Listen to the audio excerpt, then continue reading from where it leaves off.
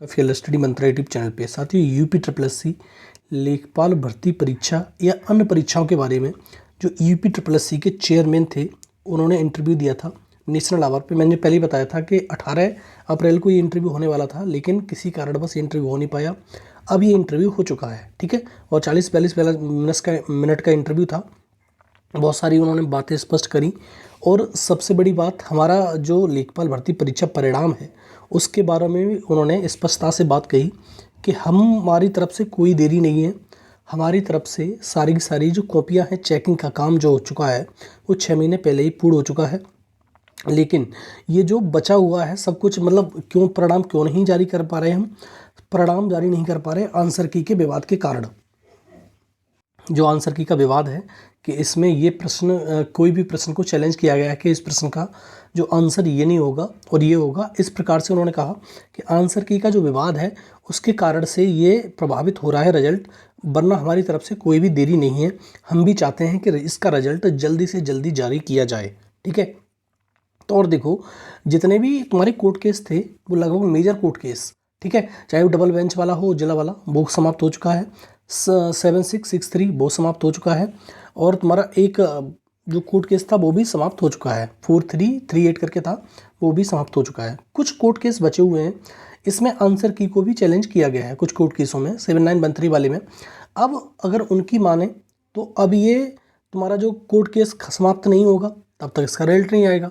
लेकिन अगर उस कोर्ट केस की देखें तो कोर्ट केस में कोई भी अपडेट हमको दिखाई नहीं देती है, ठीक है। ना तो उसमें ये मालूम पड़ पा रहा है कि इसकी डेट कब लग रही है, जिसने भी कोर्ट केस किया है, ना तो वो फॉलो अप ले रहा है इस चीज़ का कि भाई क्या हो रहा है इसमें, क्या नहीं हो रहा है। पहले तो डेट पड़ जाती थी लेकिन अब डेट भी नहीं है। तो इस प्रकार से तो फिर और ज़्यादा देरी हो जाएगी। अगर इन चेयरमैन की बात को अगर गौर किया जाए तो उन्होंने कहा था कि जब तक हमारा आंसर की का विवाद समाप्त नहीं होगा तब हम इसको रिजल्ट कैसे जारी कर दें। अगर कुछ ऊपर नीचे हुआ, कोर्ट ने कुछ कहा कि भैया इसका आंसर ये नहीं, ये मानो, तो हम चेंज करना पड़ेगा ना उसमें, इसलिए हम रिजल्ट जारी नहीं कर सकते। और 1-2 नंबर से तो पूरा पासा पलट जाता है।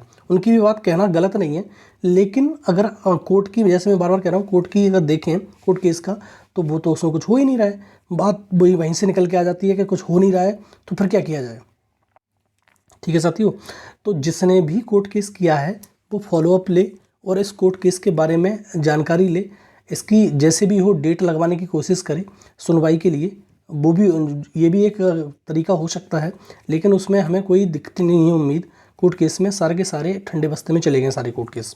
दूसरा, उन्होंने कहा था कि आचार संहिता जैसे ही खत्म होगी, जैसे यूपी में निकाय चुनाव हो रहे हैं, आचार संहिता जैसे ही खत्म होगी हम नई भर्तियों के विज्ञापन जारी करेंगे। क्योंकि जो 2022 की जो पेट हुआ है उसके द्वारा नई भर्तियां बहुत कम आई हैं, लेकिन हमारी कोशिश है कि इसी महीने, मतलब 13 मई के बाद हम इसके नए नए नोटिस जारी करेंगे बहुत सारी भर्तियों के।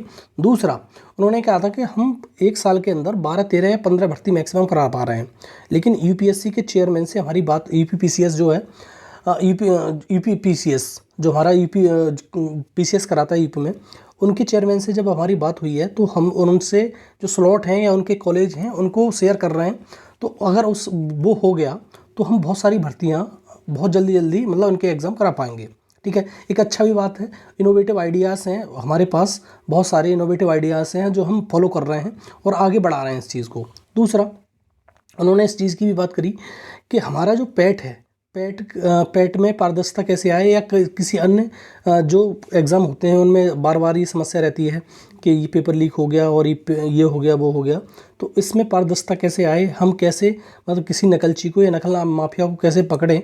तो उन्होंने आई स्कैनिंग की बात करी और बहुत सारे उन्होंने यही बात बताई कि हमारा अभी, मतलब डॉक्यूमेंट वेरिफिकेशन हुआ तो उसमें 4 लोग पकड़े गए। तो इस प्रकार से उन्होंने अपने बात रखी, ठीक है। लेकिन हमारा तो कंसर्न सबसे बड़ा ये था कि हमें इसका जो रिजल्ट है, जैसे 3 कोर्ट केस वापस हो चुके हैं तो रिजल्ट जो लेखपाल का है वो जारी होना चाहिए। तो उन्होंने अपनी तरफ से बिल्कुल स्पष्ट कर दिया है कि रिजल्ट आंसर की के विवाद के बाद ही जारी होगा। तो इसमें मुझे लग रहा है कि और इंतजार करना पड़ेगा थोड़ा सा। जैसा कि देखो, उन्होंने कहा रिजल्ट हमारी तरफ से देरी नहीं है, हमारी तरफ से बना रखा है, 6 महीने पहले चेकिंग हुई थी, हमें तो सिर्फ डायरेक्ट देना है वहाँ पे। लेकिन ये आंसर की का जो विवाद है जब तक समाप्त नहीं होगा हम रिजल्ट कैसे दे दें, बस आपको समझ में आ रही होगी। दूसरा, वीडियो री एग्ज़ाम जो पेंडिंग है, जो भर्ती बैकलॉग हो गई हैं, उनके भी बारे में उन्होंने बात करी कि हम जल्दी से जल्दी, हमारी कोशिश है। अब जैसे वीडियो री एग्ज़ाम की ही बात करें तो वीडियो री एग्ज़ाम की नोटिस आज या कल में जारी हो जाएगी आपके समक्ष कि पेपर कब होगा। पेपर तो 18 जून को ही है, स्पष्ट है, लेकिन इसमें क्या प्रावधान रहेंगे, कौन कौन पेपर दे सकता है, क्या कोई सिलेबस में चेंज होगा, सिलेबस में वगैरह चेंज होगा नहीं वैसे, क्योंकि पुराने बैकलॉग की भर्ती है तो उसी हिसाब से होती है, ठीक है। लेकिन आज नोटिस जारी हो जाए शाम तक या कल नोटिस जारी हो, आपको देखने को मिल जाएगा वीडियो री एग्ज़ाम, क्योंकि वीडियो री एग्ज़ाम बहुत बड़ा एग्ज़ाम है। इसमें पैट लागू नहीं होता था, तो ये पैट के थ्रू तो नहीं है। तो ये 14 लाख बच्चों ने फॉर्म भरे थे कि 14 लाख का कराएंगे, क्या जिन्होंने परीक्षा दी थी उनका कराएंगे, ये देखने वाली बात होगी जब नोटिस आ जाएगा तब, ठीक है। लेकिन सब उन्होंने क्लियर कर दिया। पैट में उन्होंने कॉमन नंबर की बात बोली, लोगों पूछा कि कॉमन नंबर क्यों नहीं करते हो, तो कॉमन नंबर में उन्होंने कहा था किसी भर्ती में, कोई भर्ती आ रही है इसमें 40 वैकेंसी हैं, कोई भर्ती आ रही है इसमें 8000 वैकेंसी हैं, तो कॉमन कट ऑफ कैसे लगा दें हम, इस प्रकार से उन्होंने बात बोली। उन्होंने कहा कि एक क्राइटेरिया होता है कि पूरा चाहे तुम्हारा एसएससी हो चाहे तुम्हारा यूपीएससी हो, वो फॉलो करते हैं कि प्रीलिमिनरी जो टेस्ट होता है पीटी, जैसे हमारे यहाँ पीटी है, और जैसे किसी में जो प्री टेस्ट होता है उसमें जो 2 स्टेज की बात करी उन्होंने, होता है उसमें कि 15 गुना अभ्यर्थियों को बुलाया जाता है, वो हम फॉलो कर रहे हैं। तो इसीलिए हम 15 गुना को फॉलो कर रहे हैं और इससे ज़्यादा हम कर नहीं सकते, क्योंकि हर एक की क्राइटेरिया अलग होती है। लेकिन एक फॉलोअप दिया गया था, एक नोटिस लोगों के द्वारा दी गई थी कि जिसमें भर्तियां ज़्यादा हैं तो उसमें ज़्यादा लोगों को मौका दिया जाए, इस प्रकार से क्राइटेरिया उन्होंने सेट करके दिया है। लेकिन उसका वह काम चल रहा है। उन्होंने कहा था कि और कोई भी अगर उन्होंने कहा कि पारदर्शिता के लिए हम कुछ भी करेंगे, कुछ भी नए आइडियाज़ होंगे हम फॉलो कर रहे हैं। अब जैसे उन्होंने कहा कि जो पहले सीरीज आती थी ABCD, उसको हटा के हमने कोडिंग नंबर दे दिया, हमने ये नहीं मालूम पड़ पाता किसी व्यक्ति को कौन है, वो पहले से ही चल रहा है, पीटी में हुआ था, ये फॉलो हुआ था। उसके बाद सारे के सारे उन्होंने प्रक्रिया बताई। और सबसे बड़ी बात यह है कि जो इंटरव्यू ले रहे थे उन्होंने पूछा था कि सर ये बताइए कि ये बार बार कोर्ट में भर्ती क्यों चली जाती है। तो इनको थोड़ा सा जवाब अच्छा देना चाहिए था कि कोर्ट में भर्ती जैसे एसएससी की कभी नहीं आती है, आपने देखा होगा एसएससी का एग्ज़ाम होता है कभी नहीं आती है, और तुम्हारा रेलवे की कभी नहीं आती है। रेलवे में वो अलग चीज़ थी कि एग्ज़ाम के चक्कर में चली गया था वो, लेकिन नहीं जाती है। तो इनको भी एक सोचना चाहिए था कि बार बार ये विवाद, ये आंसर की का विवाद इनके पास क्यों होता है, आंसर की का विवाद और किसी आयोग में क्यों नहीं होता है।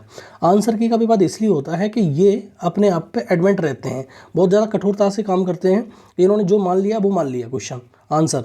और इस प्रकार से जैसे एसएससी की बात करूँ मैं, एसएससी में हमेशा क्या होता है कि अगर कोई प्रश्न में विवाद है तो एसएससी पूरा ही प्रश्न उड़ा देता है, उसको उसे छोड़ता ही नहीं। जैसे 100 प्रश्न है, अगर 2 प्रश्नों पे विवाद, 2 प्रश्न खत्म कर दिए उसने, 98 पे मार्किंग करेगा और आपका रिजल्ट दे देगा। इसी प्रकार से ये क्यों नहीं करते जो आंसर की का विवाद खत्म हो, क्योंकि ये चाहते ही हैं कि इनको कोर्ट केस हो और ये भर्ती खिंचे, क्योंकि ये भर्ती कराने में, मतलब भर्ती पूरी कराने में बहुत जल्दी से सक्षम नहीं है, और जैसे आयोग हैं उस प्रकार से मुझे ऐसा लगता है। क्योंकि अगर ये चाहें तो ये विवाद को 1 मिनट में ख़त्म कर सकते हैं, कोई समय नहीं लगेगा। भैया जिस पे विवाद, प्रश्न पे विवाद है, तुम ही थोड़ा ना फॉलो कर रहे हो, एसएससी फॉलो कर रहा है, ईपीटी पे तुम्हारा और भी आयोग हैं वो फॉलो कर रहे हैं, जैसे जो रेलवे है वो फॉलो कर रहा है कि कोई भी प्रश्न पे विवाद होता है तुरंत उस प्रश्न को हटा देता है, ठीक है। तो अब ये बात समझ में आ गई कि हमको सारे उनके जो आइडियाज़ हैं, विचार हैं, उनके आधार पर ये निष्कर्ष निकाला जा सकता है कि तुम्हारा जो रिजल्ट है ईपीटी तुम्हारा लेखपाल का, इसमें अभी भी समय लगने वाला है, क्योंकि इसके सारे कोर्ट केस तो समाप्त नहीं हुए। जब कोर्ट केस समाप्त नहीं होंगे तो आंसर के बाद समाप्त नहीं होगा। तो इसका सीधा सीधा अर्थ ये निकाला जा सकता है, आपके रिजल्ट में अभी भी और थोड़ा वक्त लगेगा। अगर ये केस कोर्ट समाप्त नहीं हुए, कब तक होंगे इसका तो कह ही नहीं सकते भाई, सीधी बात है। न तो इसमें मैंने बता दिया आपको, न तो इसमें कोई इसकी डेट लग रही है कि इसका ये डेट पे सुनवाई होगी, इस कोर्ट केस की इस डेट पे सुनवाई होगी, ऐसा कुछ भी नहीं हो रहा है। आंसर की का विवाद नहीं हुआ खत्म, आपका रिजल्ट नहीं आएगा। और आचार संहिता के बाद नई भर्तियों के विज्ञापन आपको देखने को मिल जाएंगे। जो एडीटी वगैरह के गणना पर्यवेक्षक का जो बचा हुआ है वो आपको देखने को मिलेंगे। उन्होंने कहा था कि हमारी प्राथमिकता में है कि 20 से 22 हज़ार भर्तियों की नोटिफिकेशन दें।